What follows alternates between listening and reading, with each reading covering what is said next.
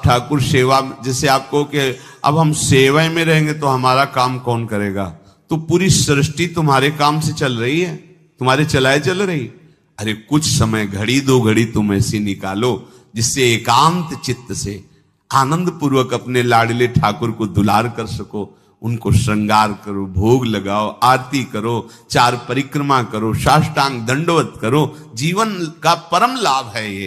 पर नहीं, आप खाएंगे हलवा, गरम गरम पकौड़ी, चाय, और ठाकुर जी के सामने वो सफेद वाले दाना नहीं आते, चिरौरी रख दो अरे भाई तुम क्या कर रहे हो? चोरी कर रहे हो तुम। घर में ठाकुर विराजमान, घर के मालिक विराजमान, हमें जल्दी ऑफिस जाना है, गरम गरम परेठा ये वो सब, और ठाकुर जी के सामने। हम तो देखते हैं जैसे कोई ठाकुर जी के दर्शन कराने के लिए लाता है तो 4 टाफी, वो भी प्लास्टिक से लिपटी हुई, मतलब देख केवल ले, खा भी नहीं सकते हो क्योंकि प्लास्टिक लगी हुई, ऊपर कवर एकदम ऐसे रखे हुए हैं। वो बोले हमारे लड्डू गोपाल हैं। जब गोपाल हैं तो टॉफी खोल पाएंगे क्या?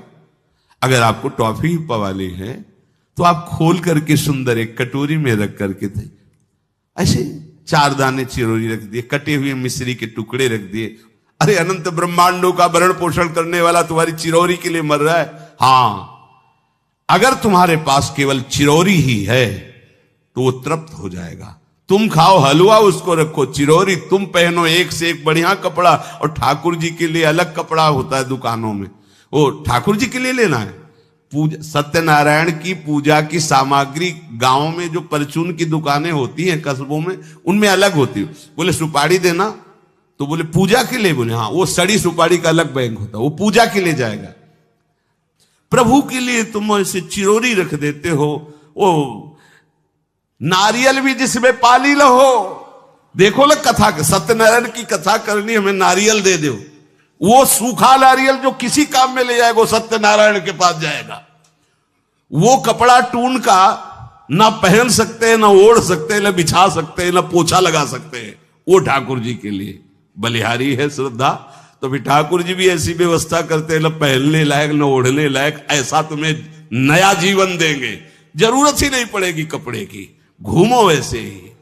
हाँ, जरूरत ही नहीं पड़ेगी, अन्य योनिया है नहीं, कोई जरूरत नहीं है, घूमो।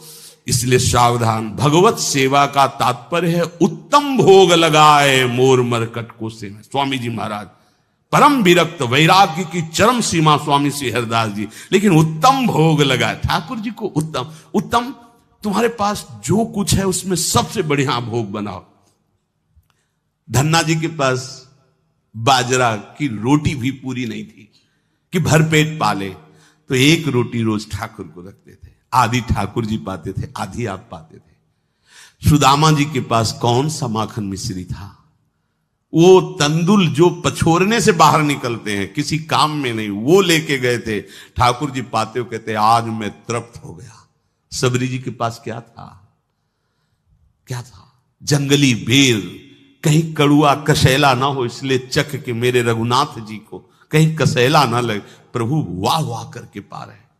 विदुरानी जी ने कौन सा 56 भोग पवाया? केले के छिलके, भाव दशा में डूबी हुई। देखो हमारे ठाकुर को कुछ नहीं चाहिए, भाव से समझिए।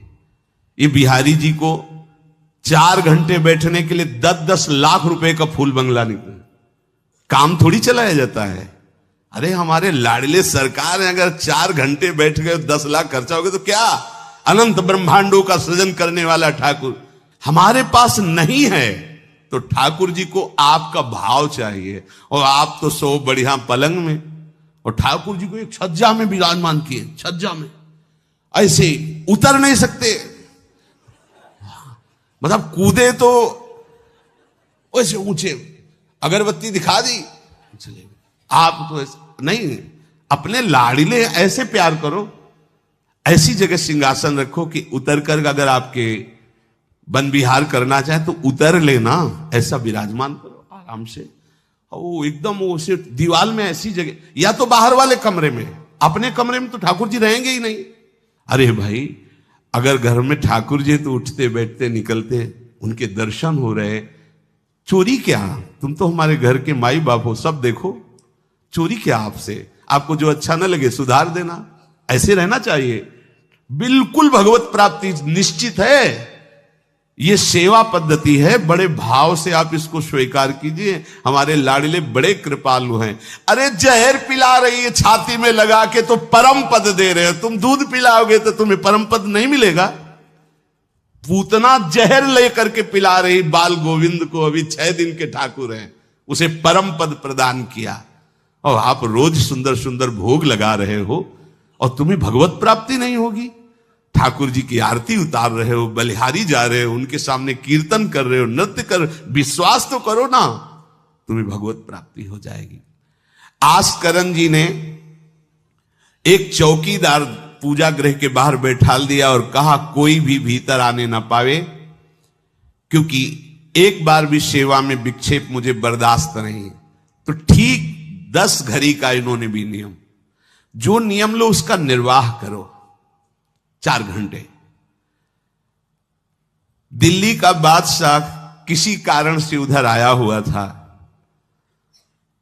उसने कहा मुझे आस्करण जी से तुरंत मिलाया जाए। पहले तो राजा लोग होते थे और बादशाह, अब जैसे मुख्यमंत्री और प्रधानमंत्री, राष्ट्रपति।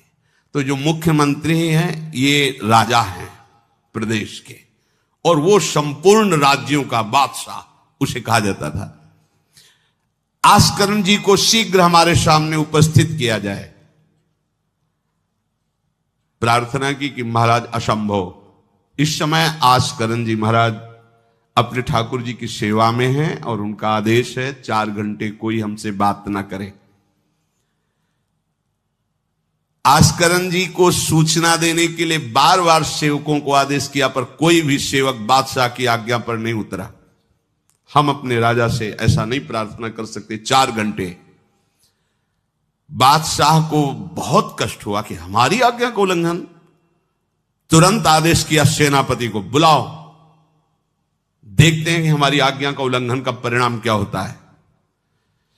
सेनापति तुरंत उपस्थित हुआ। इस नगर के सबको दंड दिया जाए और बंदी बनाकर आस्करण को हमारे सामने लाया जाए, क्योंकि बादशाह है। अब अहम तो विराजमान है ही है, कोई परमहंस थोड़ी है कि अहंकार लीन हो गया है। बताया गया कि ठाकुर सेवा में, भगवत आराधना में 4 घंटे उनके पास कोई सूचना नहीं पहुंचाएगा।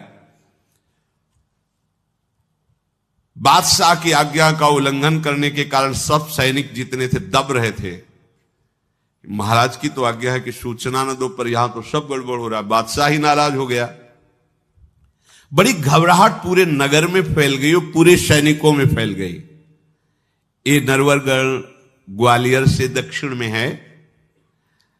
आस्करण जी ना शिकार खेलते थे, ना किसी को दंड देते थे, बस केवल भगवत सेवा, नाम जप, नाम कीर्तन। पूरे नगर को सब सुविधा, सबके घर में ठाकुर सेवा, सबके यहां नाम कीर्तन सुनाई देना चाहिए। जिसको जो जरूरत हो राज दरबार से ले जाए। किसी को लग सकता है अगर ऐसे बढ़ता रहेगा तो राज खजाना खत्म हो जाएगा। नहीं, अज्ञान से तुम सोचते हो। एक बार पूज्य पादुड़िया बाबा के यहां 500 लोगों का भोजन बना।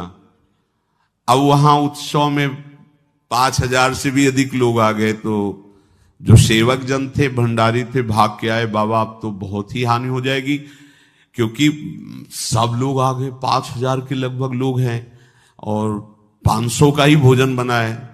बाबा जी ने कहा घबराने की जरूरत नहीं। गए, अपना ऊपर का चला ऐसे डाल दिया जो रसोई बनी हुई थी। बोले इसे खोलना नहीं, बस बांटते जाओ। सब पा चुके, जितना बना था ना। भगवत प्रताप। हरिराम व्यास जी की बेटी का ब्याह, रात्रि में बारातियों के स्वागत के लिए एक से एक सुंदर पकवान बने हुए थे, क्योंकि जिनके चेला मधुकर शाह राजा थे उनके पास कमी क्या, सब सुविधाएं। हरिराम व्यास जी ने सोचा ये संसारी आदमी इतने सुंदर सुंदर पकवान पाएंगे, ये तो ठीक नहीं है। वृंदावन के संत जन लेंगे तो अपने ठाकुर का भोग लगाएंगे, पाएंगे, कीर्तन करेंगे। कोतवाल को बुलाया वृंदावन के और कहा सब वैष्णव जनों को कह दो कि तुरंत आ जाओ, रमनिया ले जाओ। देखो कैसी भावना है, बेटी का ब्याह है। बोले संसारी आदमी बराती क्यों पाएंगे। अब आप हो तो कहते अरे इज्जत चली जाएगी, बाबा जी को खवाने से क्या इज्जत है। बरातियों को खवाएंगे तो इज्जत बनेगी। ये किसकी? देहाभिमानियों की। और अपनी इज्जत क्या है? श्यामा श्याम। अगर रसिकों को पवाएंगे तो हमारी इज्जत बन जाएगी, श्यामा श्याम प्रसन्न हो जाएंगे। तो श्यामा श्याम प्रसन्न हो जाएंगे, बराती भूखे रहेंगे? ऐसा कैसे हो सकता है? ऐसा हो ही नहीं सकता है। हरिराम व्यास जी के, अब उनके लिए तो कोई रोक नहीं, उन्हीं की बेटी का तो ब्याह है, जो भंडारे में सब जमा थे, लड्डू गुलाब जामुन ये वो सब भर भर के अमनिया, ले जाओ ले जाओ। अब ब्रजवासी संत जन सबको बांट दिया, पर जितना भंडारा था उतना नहीं बना रहा। कर तुम अकर तुम अन्यथा कर तुम सर्व समर्था सा ईश्वरा। तुम प्रभु के लिए समर्पित हो तो तुम्हारे यहां हानि कैसे हो सकती है कि हम भाई ठाकुर सेवा में समय देंगे तो हमारा काम बिगड़ जाएगा, ठाकुर जी की भोग राग की बात करेंगे तो पैसों की कमी हो जाएगी। पक्की मूढ़ता है ये, ऐसा व्यापार है ठाकुर सेवा संत सेवा। ऐसे करो और कई गुना बढ़कर के हाथ में आ जाएगा, देख लेना। क्योंकि सब दुखों का कारण पाप है, और जब ठाकुर सेवा संत सेवा तो इससे पाप नष्ट होते। जे ही पाप नष्ट हुए सुख का मार्ग खुल गया, पर अज्ञानी जानता नहीं है। अब बादशाह के आदेश से हड़कंप मच गया। कही कह पठाई कहो कीजिए लड़ाई, सुनी रुचि उपजाई चली पृथ्वी पति आयो है। पर्यो सोच भारी तब बातियों विचारी कही, आप एक जावो गयो अचरज पाई है। सेवा करी सिद्धि साष्टांग होई के भूमि परे, देखी बड़ी बेर पांव खड्ग लगायो है। कट गई एड़िए पे टेढ़ी हूं न भौं करी, करी नित नेम रीति धीरज दिखाई है। बादशाह ने कहा आखिरी हुक्म है, आस्करण को हाजिर किया जाने, संपूर्ण सेना से विध्वंस मचा देंगे, नरवर गण को पूरा नष्ट कर देंगे। जो प्रधान सेना नायक था वो हाथ जोड़ करके बादशाह से बोला कि आप समझो, हम आपके सेवक हैं, आपसे लड़ कैसे सकते हैं, आप बादशाह हो। पर मेरी प्रार्थना है आप अकेले जाकर के देख लीजिए, आस्करण जी सेवा में है, अकेले जाकर बात कर। हम सूचना नहीं दे सकते पर आपको रोक नहीं सकते, आप जाकर के बात कर लीजिए। बादशाह को लगा कि बात तो सही कि हमारे ही अनुकूल है, ये कोई वैरी तो है नहीं, चलो कोई अंगरक्षक नहीं। और स्वयं अंदर जाकर के देखा तो सारी सेवा हो चुकी थी, ठाकुर जी की साष्टांग दंडवत कर रहे थे।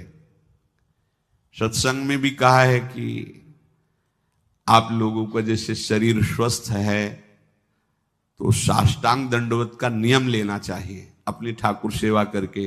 5, 7, 11, 21, 51, 108 अपने ठाकुर जी को 4 परिक्रमा की, कहीं से भी 108 दंडवत। एकोपि कृष्ण कृता प्रणामो दशाश्वमेधा व्रतेन तुल्य, दशाश्वमेधी पुनरेपि जन्म कृष्ण प्रणामी न पुनर्भवाए। ये भीष्म जी बोल रहे हैं, एक बार हमारे श्री कृष्ण को कोई साष्टांग दंडवत कर दे, 10 अश्वमेध यज्ञ का फल अवभृत स्नान का उसे प्राप्त होता है। पर 10 ये अश्वमेध यज्ञ करने वाला पुनर्जन्म को प्राप्त होता है, पर एक बार श्री कृष्ण को साष्टांग प्रणाम करने वाला पुनर्जन्म को प्राप्त। दशाश्वमेधी पुनरेपि जन्म कृष्ण प्रणामी न पुनर्भवाए। अपने पास तो भगवत प्राप्ति के लिए बहुत से अस्त्र हैं, केवल नियम पूर्वक प्रयोग करो, माया का प्रवाह बंद हो जाएगा। ठाकुर सेवा के बाद करना चाहिए साष्टांग दंडवत। हमने महापुरुषों को देखा है, गुरुजनों को देखा है। अब शरीर उस लायक नहीं तो भाव से कर लीजिए। अगर शरीर स्वस्थ है और आप करने लायक है तो जरूर, जैसे माताएं बहनें सखियां हैं तो पंचांग, एक पंचांग दंडवत की खड़े हो गए, हाथ जोड़ा, मंत्र अंदर स्मरण किया, फिर पंचांग 5, 7, 11, 21, 51 ऐसा करना चाहिए। आस्करण जी भगवत सेवा करके साष्टांग दंडवत कर रहे थे नियम पूर्वक। अब ये तो पता चल गया कि कोई आया है, पर ना नजर दी, ना बात की, ना रुके, उठे साष्टांग दंडवत, फिर उठे, फिर साष्टांग दंडवत। बादशाह खड़ा देखता रहा, ये तो ना हमारी तरफ देख रहे हैं ना बोल रहे हैं। बहुत देर हो गई, चुपचाप। पद का अभिमान होता है। अब वो बादशाह ठहरा, खींची तलवार, म्यान से निकाली और जब ये साष्टांग हुए तो मारा ऐसे, तो एड़ी उड़ गई, कट गई एड़ी आस्करन जी की। लेकिन आस्करन जी ने ना दंडवत रोकी, ना मुड़ करके देखा, खून की धार बह रही। निष्ठा देखिए, यह है अनन्य भक्ति की निष्ठा। नहीं कहा कि अब रुक गए, कुछ नहीं, वैसे ही खड़े हुए, फिर साष्टांग दंडवत, फिर खड़े, खून से लथपथ हो रहे। कोई कष्ट का अनुभव नहीं दिखा रहे कि आओ कहे या पीछे मुड़ करके देखे।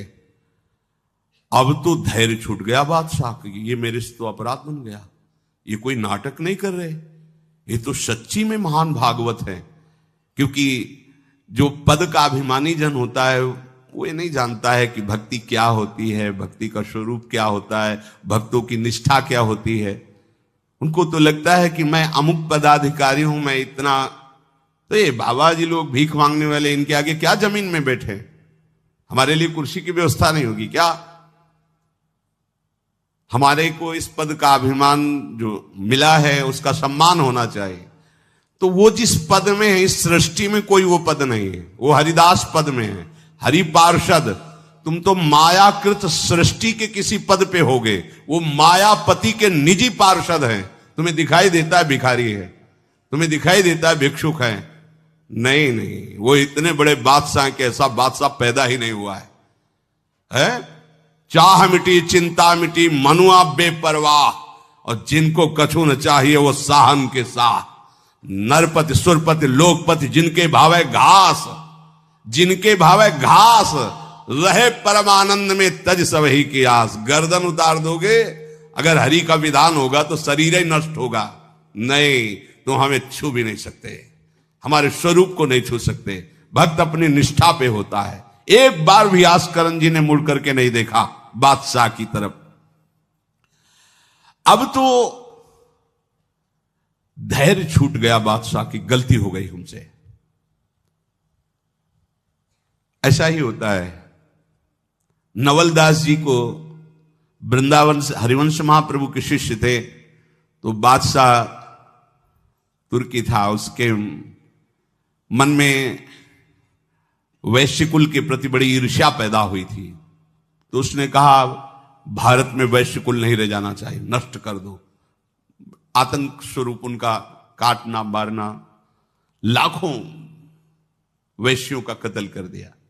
पता चला कि दूसर वैश्य एक वृंदावन में भी है। आए, उनको बंदी बना लिया, सामने पेश किया, कहा सर झुकाओ। कहा तो झुक चुका है एक जगह, राधा वल्लभ लाल के चरणों में। अनंत कोटि ब्रह्मांडों के बादशाह के सामने सर झुक गया है। अब तू तो एक भूमंडल का जबरदस्ती बादशाह बना बैठा है। बोले जंजीरों में बांध दो इसको, रोज कोड़े लगाओ, भोजन मत दो, फिर इसको हम दंड निश्चित करेंगे। देखते हैं, बहुत अपने अभिमान में है। बांध दिया। सुबह कोड़े लगाने गए तो जंजीरें पड़ी थी और कुछ नहीं था। फिर खोजा तो वृंदावन में राधा वल्लभ जी के दर्शन के, फिर बांध के ले गए। अरे बोले तेरी जंजीरें क्या मुझे रोक सकती है? जब माया की जंजीरें नहीं रोक पाई तो तेरी जंजीरें क्या रोकी? तू लाख बार बंधवा, मुझे नहीं रोक सकता। आखिरकार चरणों में झुका, उनका बंद करवा ये नरसंहार। तेरे इस नरसंहार से कुछ नहीं होने वाला, तू शांति से रह, ये ऐसे उपद्रव करना बंद कर। तो जो पदाभिमानी जन है, एक अभिमान में न जाने कैसे कैसे बड़े अपराध हो जाते हैं, भक्तों को नहीं जानते हैं। उठी चिक डारी तब पाछे सो निहारी, कियो मुजरा विचारी बादशाह तिरिझे हैं। हित की सचाई यह ने कुना कचाई होत, चर्चा चलाई भाव सुन सुन भींजे हैं। बीते दिन को नृप भक्त सो समायो, पृथ्वीपति दुख पायो सुनि भोग हरि छीजे हैं।